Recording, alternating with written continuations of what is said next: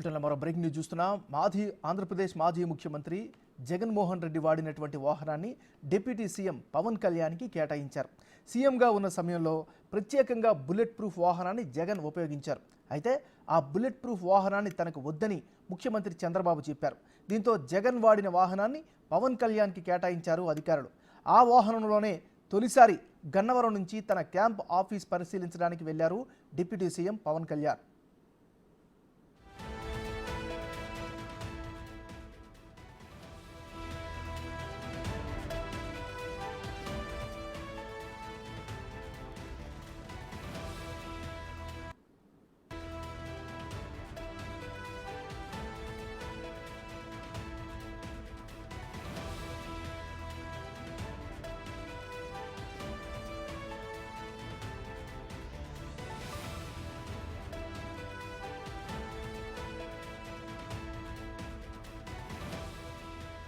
బ్రిటన్లో మనం breaking news చూస్తున్నాం. ఆంధ్రప్రదేశ్ మాజీ ముఖ్యమంత్రి జగన్మోహన్ రెడ్డి వాడినటువంటి వాహనాన్ని డిప్యూటీ సీఎం పవన్ కళ్యాణ్కి కేటాయించారు. సీఎంగా ఉన్న సమయంలో ప్రత్యేకంగా బుల్లెట్ ప్రూఫ్ వాహనాన్ని జగన్ వినియోగించారు. అయితే ఆ బుల్లెట్ ప్రూఫ్ వాహనాన్ని తనకు వద్దని ముఖ్యమంత్రి చంద్రబాబు నాయుడు చెప్పారు. దీంతో జగన్మోహన్ రెడ్డి వాడినటువంటి వాహనాన్ని పవన్ కళ్యాణ్కు కేటాయించారు అధికారులు. ఆ వాహనంలోనే తొలిసారిగా గన్నవరం నుంచి తన క్యాంప్ ఆఫీస్ పరిశీలించడానికి డిప్యూటీ సీఎం హోదాలో పవన్ కళ్యాణ్ వెళ్లారు.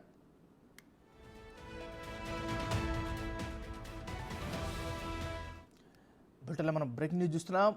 ఆంధ్రప్రదేశ్ మాజీ ముఖ్యమంత్రి జగన్మోహన్ రెడ్డి వాడినటువంటి వాహనాన్ని నూతనంగా ఎన్నికైనటువంటి డిప్యూటీ సీఎం పవన్ కళ్యాణ్కి కేటాయించారు. ఇక ఇదే అంశానికి సంబంధించి మరింత తాజా సమాచారాన్ని మా రిపోర్టర్ మల్లికార్జున్ లైవ్లో అందిస్తారు. మల్లికార్జున్,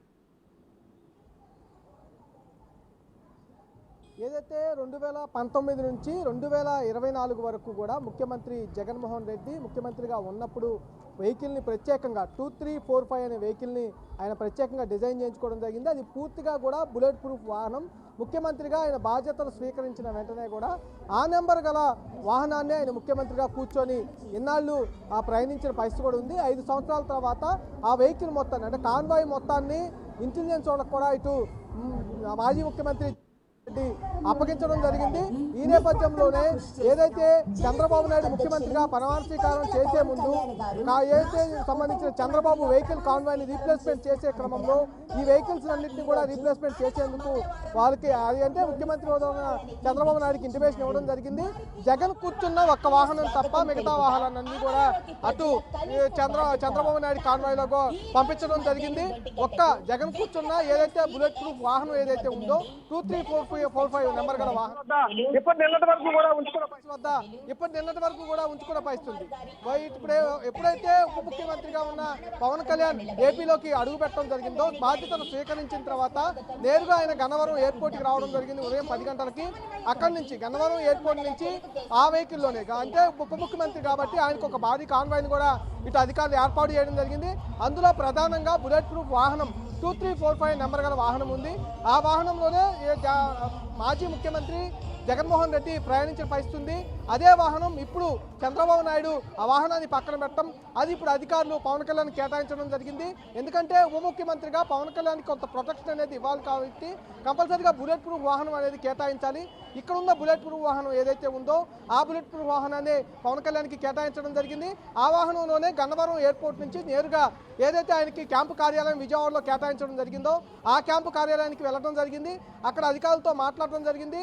ఏదైతే పదవీ బాధ్యతలకు సంబంధించి వాటిపైన అక్కడ చర్చించడం జరిగింది. ఆ వెహికల్లో మళ్ళీ ఏదైతే కేటాయించిన వెహికల్ ఉందో జగన్మోహన్ రెడ్డి వాడిన వెహికల్ ఆ వెహికల్లోనే నేరుగా జనసేన పార్టీ కార్యాలయానికి ఆయన వెళ్ళిపోవడం కూడా జరిగింది. Nagaraj, thank you Mallikarjun.